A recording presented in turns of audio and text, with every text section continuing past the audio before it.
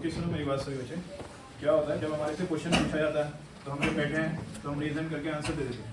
क्यों? क्योंकि हमें पता होता है कि उस टाइम सब लोग हमें नहीं देखेंगे, है ना, या हमें नहीं ढूंढ पाएंगे, हमें सिर्फ बैठे बैठे आंसर देना होता है। तो हमारा जो कॉन्फिडेंस का लेवल होता है वो बिल्कुल ही अलग होता है। लेकिन जब हमें स्टेज पर बुलाया जाता है स्पेशली, तो हमें पता रहता है कि सब अब हमें ही देखने वाले हैं। तो एक ना माइंड में अलग सी जंग सी चलने लगती है, यहाँ से वहाँ तक जाने की। सबसे पहली जंग तो हमें ये जीतनी है, ठीक है। इसको स्टेप बाय स्टेप आपको क्लियर करना है। पहले तो जैसे ही आपका नाम बोले एकदम खड़े हो जाओ, ठीक है ना। जितना टाइम आप सोचने में लगाओगे उतना ही फियर आपके माइंड को पकड़ लेगा और आपके मन में बहुत ज्यादा डर बैठने की वजह से आप पूरी तरह से हिल भी नहीं पाओगे, है ना। आपके अंदर एक डर सा बैठ जाएगा। तो जैसे ही एकदम नाम बोले एकदम से खड़े हो जाओ, एक्शन से डर खत्म हो जाता है, ओके। फिर उसके बाद डर रहता है कि भाई मेरा पैर पूर्ण ना अटकना, तो कोई दिक्कत नहीं है, नॉर्मल आराम से जाओ। आपको किसी का सहारा लेना पड़ता है, थोड़ा सा ले लो, कोई दिक्कत की बात नहीं है इसमें, कोई शर्म की बात नहीं, ठीक है। फिर यहाँ से वहाँ तक जब आप जाओगे तो कॉन्फिडेंस के साथ जाओ, ठीक है।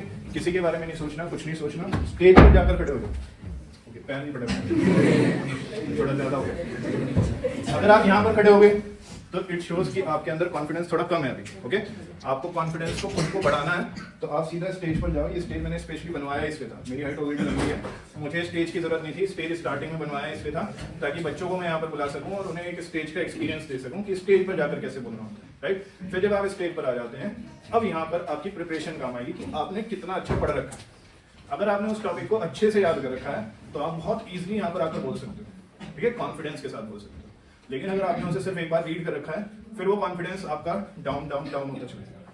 समझ आ रही बात? क्योंकि जब हम बोलते हैं ना, और अगर हम कुछ गलत भी बोल रहे हैं तो किसी को कोई फर्क नहीं पड़ रहा, कोई नहीं जज कर रहा, सबके दिमाग में नहीं चल रहा है मुझे ना बुलाने, मुझे ना बुलाने, अगला नंबर मेरा नाम, मैं ना बच जाऊं, ठीक है। तो सब अपने बारे में सोच रहे हैं, कोई आपके बारे में नहीं सोच रहा। तो इस यहाँ पर आकर अपने आप को बिल्कुल फ्री होकर बोलना है, ठीक है। और कुछ बच्चे क्या मिस्टेक करते हैं, वो जब बोलते हैं तो या तो अपने आप को बांध लेते हैं पीछे की साइड, या ऐसे हाथ बंद कर लेते हैं, ठीक है। अपने आप को ओपन रखना है, पूरी तरह से ओपन रखना है, ठीक है।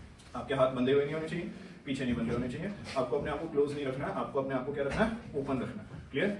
इसके अलावा जब आप बोल रहे हो, जब आप एक्सप्रेस कर रहे हो, तो you can use your hands चीजों को एक्सप्लेन करने के लिए। गेस्चर्स आप यूज कर सकते हो, वो एक बेहतर तरीका होता है, इससे आपका कॉन्फिडेंस बिल्डअप होगा, ओके।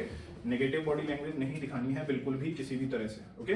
मैं देखता हूँ क्या करते हैं बच्चे, पेरेंट्स के सामने या अपने टीचर्स के सामने ऐसे बैठ जाते हैं, पैर के ऊपर पैर रखकर। पहली चीज तो ये डिसरेस्पेक्ट को शो करता है कि हम अपने पेरेंट्स को या टीचर्स को या एल्डर्स को ऐसे शो कर रहे हैं कि हम तुम्हारे से कहीं ना कहीं बड़े हैं और तुम्हारे सामने पैर पर पैर रखकर आराम से बैठ सकते हैं, ठीक है।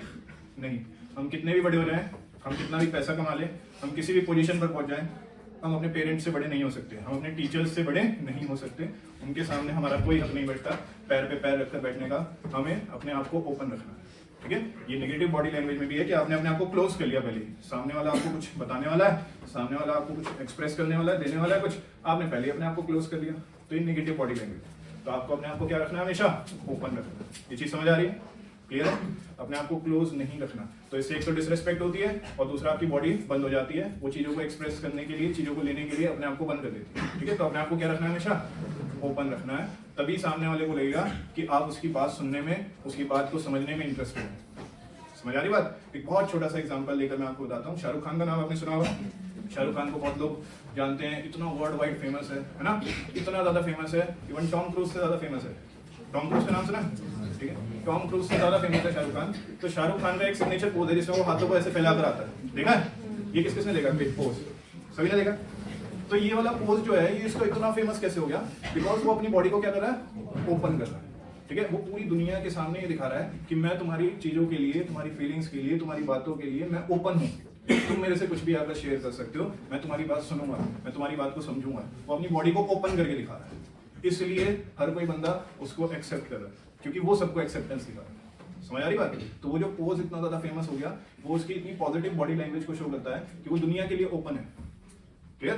तो जो बड़े लोग होते हैं, जो बढ़िया लेवल पे पहुंच पाते हैं, जो चीजों को बेहतर कर पाते हैं, वो अपनी बॉडी लैंग्वेज के ऊपर वर्क करते हैं। तो आपको अपनी बॉडी लैंग्वेज के ऊपर वर्क करना है। कौन सी बॉडी लैंग्वेज आपकी पॉजिटिव है और कौन सी नेगेटिव है, इस चीज का आपको ध्यान रखना है। क्लियर आ रही है सबको बात? क्लियर हो रही है? और दूसरा अपनी प्रेजेंटेशन स्किल्स पे वर्क करना है, क्योंकि आज के इस कॉम्पिटिटिव वर्ल्ड में अगर आपको लेवल अप करना है, अगर आप सर्वाइव करना चाहते हैं, तो आपको अपनी पर्सनैलिटी पर काम करना पड़ेगा, अपने प्रेजेंटेशन स्किल्स पर काम करना पड़ेगा। आपको नॉलेज है कि आप 95% लेकर बैठे हैं, 98% लेकर बैठे हैं, सब कुछ है माइंड में, लेकिन उसे एक्सप्रेस नहीं कर पा रहे हैं, तो उस नॉलेज की कोई वैल्यू नहीं है, ठीक है ना। आपको अपने आप को एक्सप्रेसिव बनाना पड़ेगा, और एक्सप्रेसिव बनाने के साथ साथ आपकी प्रेजेंटेशन स्किल्स पर आपको काम करना पड़ेगा। इस वजह से मैं आपको बीच बीच में यहाँ पर बुलाता रहता हूँ और सुनता रहता हूँ।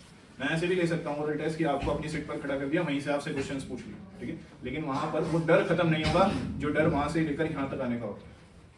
समझ आ रही बात? अभी कुछ बच्चों को मैंने सिर्फ यहाँ पर बुलाया, वो नहीं बोल पाए, कोई दिक्कत नहीं है, एटलीस्ट उन्होंने अपने डर को फेस तो किया यहाँ तक आने का, ठीक। नेक्स्ट टाइम फिर से करेंगे, थर्ड टाइम फिर से करेंगे, वो डर तो खत्म होगा कम से कम, फिर इस पर करेंगे। क्लियर? यहाँ तक समझ आ रहा है सबको?